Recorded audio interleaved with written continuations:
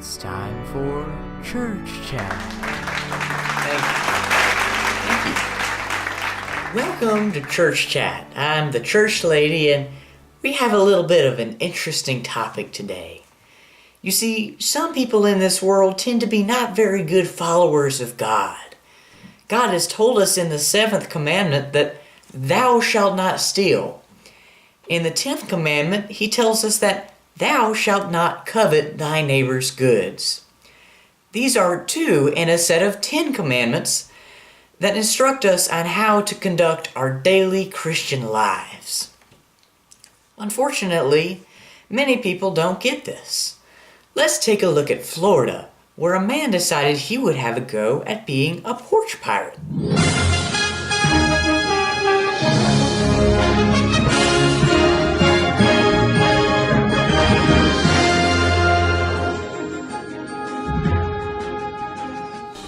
Tonight, porch pirating gone wrong. Wealthy teen nearly experiences consequence, and bugs flying around with wings are flying bugs. We start this evening with the perfect story of karma. Florida man is back at it again and now has attempted to steal a package from an Orange County neighbor. We now cut to Robert for more on this story. Thanks, Rob. It was just a normal Wednesday, and Bob Clifton had just received his box set of the Twilight series on his doorstep. You really didn't have to mention that, man. Oh yes, I definitely had to. And then it happened.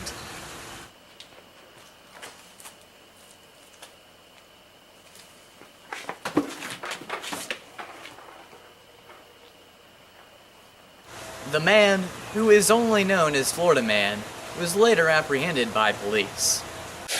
Dude, I'm just really sad that I won't be able to give this to my wife for our anniversary.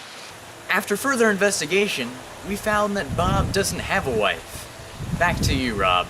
Thanks, Robert. Wow, it just goes to show that stealing never ends well. I know I definitely won't be stealing anything anytime soon. That really should go without saying, Robbie. I know, Rob. This is a great example of theft, an external sin, which is unjustly taking and keeping the property of another against the reasonable will of the owner. Theft isn't just taking something physically from someone else. If you vandalize, gouge prices, cheat on a school assignment or exam, or even waste time at work, it is also considered stealing.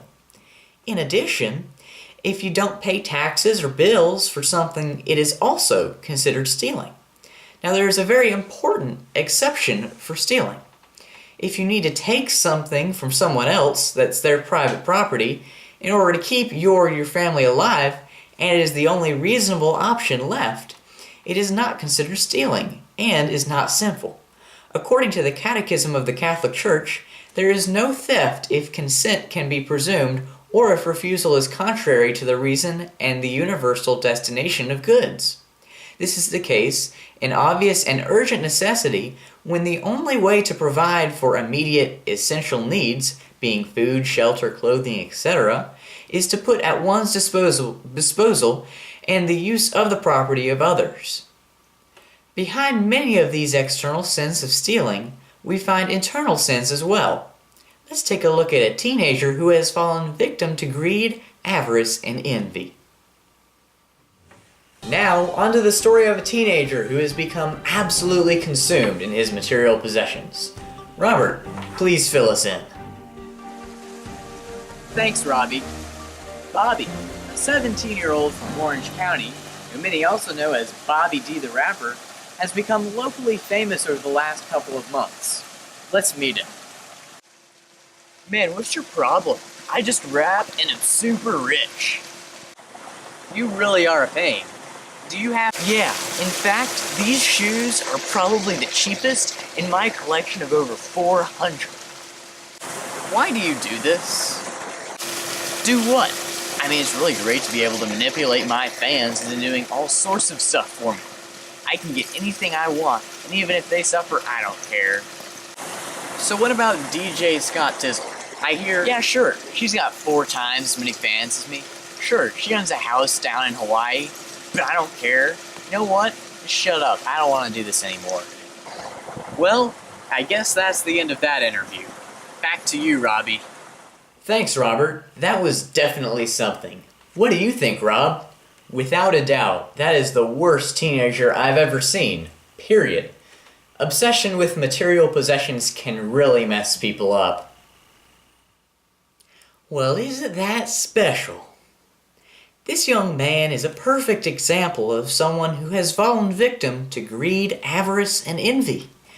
When we see Bobby the rapper brag about his riches and how many shoes he has, he is displaying greed. Greed, which is the desire for earthly goods that are not truly needed for a Christian life. It is the act of acquiring things solely to look rich and powerful in the eyes of one's neighbors or simply for self-gratification. When Bobby the rapper gloats of how he can manipulate his fans, even at their own cost, he is showing avarice, which is a passionate desire for riches that leads one to use money to control others. And finally, when Bobby the rapper shows jealousy towards DJ Scott Tizzle, who has received good fortune and a higher social status, he is exercising envy, which is unhappiness at another's good fortune or social status. Since Bobby the rapper is so very envious of DJ Scott Tizzle, his envy has led to hatred of her. You can be envious of someone without hating them, but Bobby the rapper is displaying both. Next up, I have a few very special guests. I would like to introduce to you Bo Red and Rupert Ryan. They are two politicians who are running to be our next president. Hello, gentlemen. It's so very nice to have you on the show. Church lady, thank you so much for this wonderful opportunity. Let me just get straight to it. We need to seize the means of production and distribute all wealth among the population 100% equally. Well, Bo, that's where I would have to graciously disagree with you. You see, I believe that healthcare is a privilege. I'm talking to you, the mother with 3 kids and 2 jobs and 1 car. You can't afford healthcare or other necessities, but it's your fault and you shouldn't get any help. Dude, you're actually like dumb. Regardless of how much work you put in, you should be given the same amount of money. The government should own all property, and then there'll be no issues. It worked flawlessly in the USSR. Now, gentlemen, you clearly have vastly different opinions on economics, and before anything gets too heated, I would like to mention something. As Christians, we are taught to practice stewardship, which is the responsible and just use of the world's resources. Now, let's go back to the Bible and see where this originates. In Genesis 1:28, God tells us, "Be fruitful and multiply, and fill the earth and subdue it, and have dominion over the fish of the sea and over the birds of the air and over every living thing that moves upon the earth." What this means is we should practice a careful balance between the right to ownership of property and obligation to distribute one's possessions or wealth for the common good. Neither of your ideologies subscribe to the idea of stewardship. I like to consider myself a gracious follower of Jesus Christ, and believe that my policies are completely in His name. You see, church lady, our current healthcare system has a whole lot of problems with it. And instead of fixing it, I believe that we should just completely give up. You blithering idiot.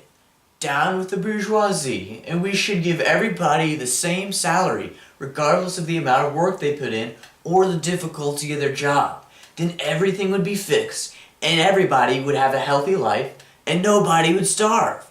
Just look at North Korea. Everybody's doing fine over there. Well, thank you, gentlemen, for this very interesting discussion. I hope both of you look into the Christian teaching on stewardship and apply it to your economic policies. Despite the fact that these two gentlemen have vastly opposite and extreme views that oppose the idea of stewardship, there are plenty of examples on earth of how people have practiced stewardship. Whenever we give food and materials that we have been blessed with to the less fortunate, volunteer to give services to the less fortunate, and help to build shelter for those who are less fortunate, we are exercising stewardship. Whenever we take what God has blessed us with and give it to those who need it, we are being stewards. Well, this has definitely been an interesting church chat. Remember that material items have value, but it cannot compare to the value of spiritual things. In order to help us develop a healthy attachment to material things and avoid greed, avarice, and envy, we can take to heart the Lord's first beatitude. Blessed are the poor in spirit, for theirs is the kingdom of heaven. We can have poverty in the spirit. Poverty in the spirit requires not just a limit of material goods, but a general detachment of material goods of the earth. Because God has blessed us with the ability to achieve salvation, we should take this and the tools He provides us to achieve it, being spiritual things, as vastly more important than those of the earth, being material things.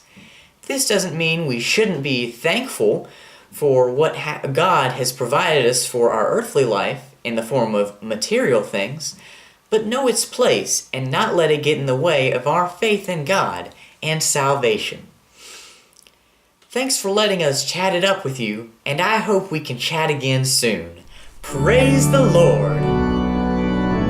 This has been Church Chat with the Church Lady.